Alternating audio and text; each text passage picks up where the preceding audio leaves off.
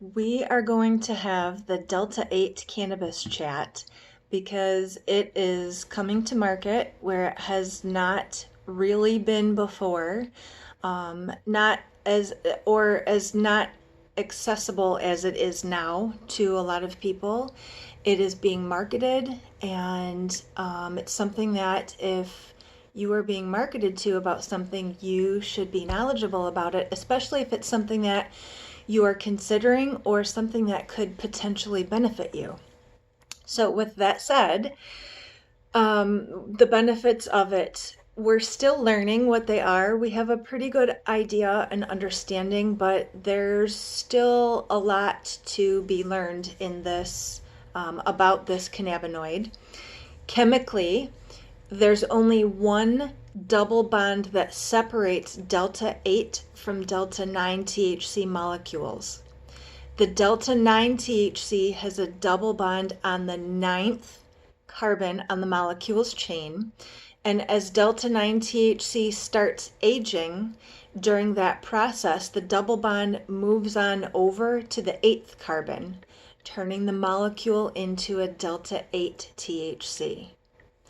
So while delta 8 is a naturally occurring cannabinoid, it's synthesized into a distillate through a conversion process that typically happens in a lab. So it is lab created. It's created in a laboratory somewhere. It's man induced in order to allow that degradation to happen.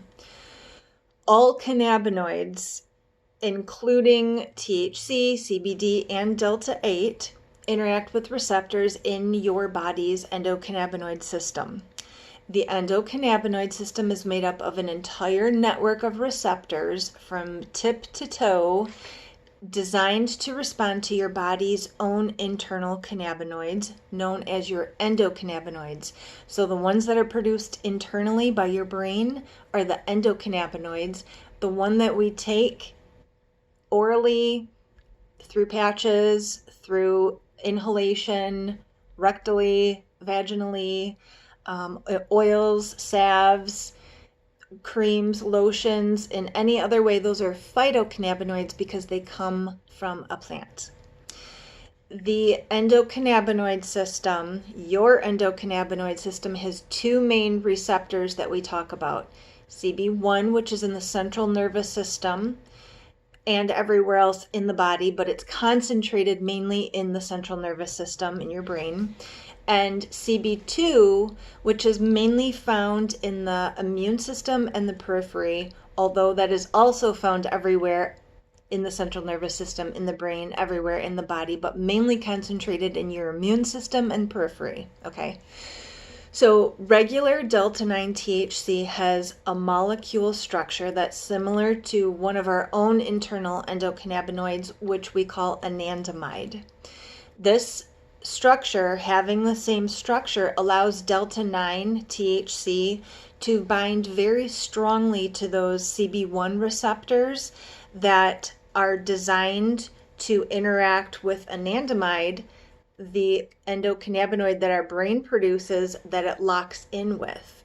So we have receptor CB1, the brain produces endocannabinoid anandamide, and it binds to that receptor. Delta 9 THC molecule structure is very similar to anandamide and is able to do the same thing, okay? So that structure allows delta 9 THC to bind pretty strongly at the CB1 receptor, which is the very reason this compound is capable of its potent psychoactive effects. Those CB1 receptors are very heavily concentrated in the brain, so we're getting that euphoric head high type feeling. Delta 8 now creates a weaker bond with that CB1 receptor because of that double bond. It's just shaped differently. So it's a weaker bond at the CB1 receptor. The shift in that double bond from the ninth carbon to the eighth carbon is what modifies the molecule's structure, making it more difficult to bond or to bind at that receptor. This is why it's reported that consumers will get less of a head high, a lighter psychoactive effect when they are consuming or utilizing Delta 8. Delta 8, THC, like CBD, also inhibits regular THC from binding at the CB1 receptor. So both Delta 8 and CBD kind of blanket or coat that CB1 receptor and don't quite allow the THC to interact with it. So for that reason, it's also able to lessen the effects of THC if you're taking both Delta 8 and Delta 9 together for whatever reason. Overall, consumers report Delta 8 THC to still offer euphoric feelings that they get with the regular THC, but with a marked reduction in those uncomfortable feelings or the unwanted feelings like anxiety or paranoia, nausea. Those are not as commonly reported by Delta 8 users as they are with Delta 9. They also report typical cannabis effects like increased appetite for someone who is dealing with chemo-induced nausea or vomiting.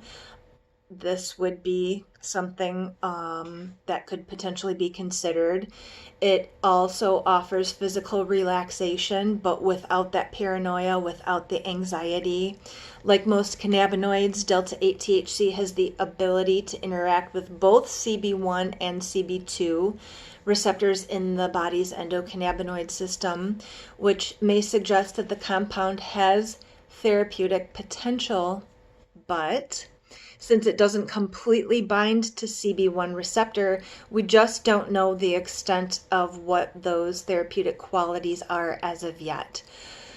So, in this chat about Delta 8, the conclusion is that we just don't have a conclusion quite yet. We're not quite sure whether Delta 8 gives less of a high and just as much healing as Delta 9 offers without it binding to that CB1 receptor. We don't know if Delta 9 still offers more of a therapeutic potential, say for somebody who has a cancer diagnosis or a PTSD diagnosis. So at this point, it's more of a medicinal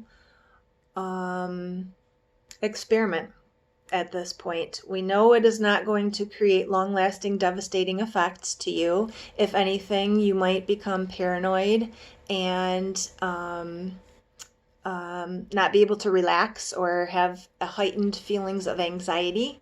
So those are pretty uncomfortable feelings. So we know Delta 8 gives less of those types of feelings, but we don't know if it gives just as much of the healing therapeutic qualities that the Delta 9 happens to offer. So something else is, because it's dealt with or created in a lab, there's a lot of other things that could be added to it, that if you are vaping it or consuming it in that type of a way, what oils has it been cut with? So there's other factors to consider when considering the use of Delta 8. Make sure that you're working with a professional or somebody who knows how to guide you through this process, just as they would with the Delta 9 THC. It is still capable of making you high. It is still capable of making you paranoid. So it's something that you want to be sure that you are working with somebody that can help you navigate those symptoms if you do happen to experience them. And as always, I recommend taking note and making sure you're logging or journaling how your cannabis therapy is making you feel, because the way it makes you feel today may not be the way that it makes you feel in a month, in 6 months, in 9 months, in a year. So it's very important to note the strains, the types, the cannabinoid, the ratios, the formula that you're using, and how you respond to it each and every time that you use it, or at least on a weekly basis.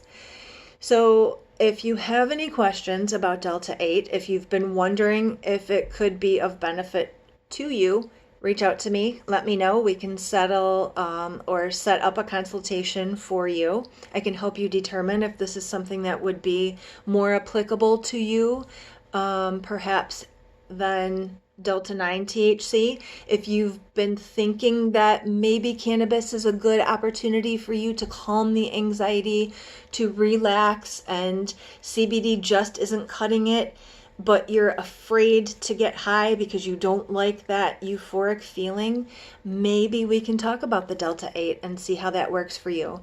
But again, the products are out there, but there's not a lot of them. I'm sure there are, but there's not a lot of quality in them.